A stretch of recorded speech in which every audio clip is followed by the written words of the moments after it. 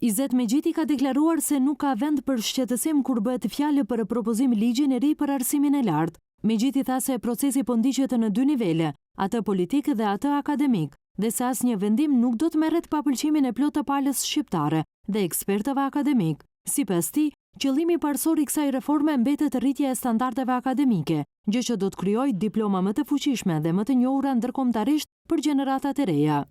Po duhet ta kemi parasysh që ligji duhet të sillet fund me bad intern dhe do ketë patjetër do ketë pëlqimin e palës shqiptare dhe duhet të jetë në interes edhe të universiteteve shqiptare.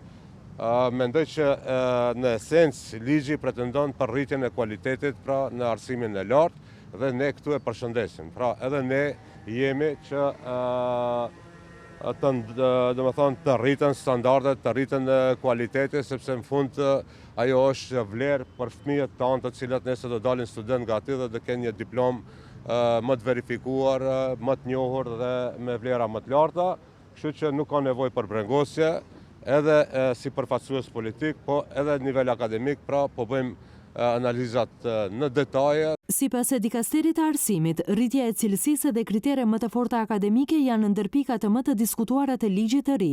Çdo profesor do të jetë i detyruar të ketë nga 6 deri në 7 punime shkencore përpara zgjedhjes në titull, prej të cilave 3 ose 4 duhet të jenë të publikuara në revista me faktor impakti.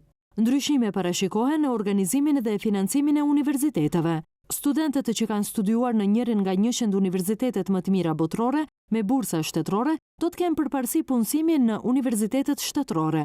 Mandati i rektorëve kthehet në 4 vite, nga 3 që është aktualisht, dhe ndryshon modeli i zgjedhjes së tyre.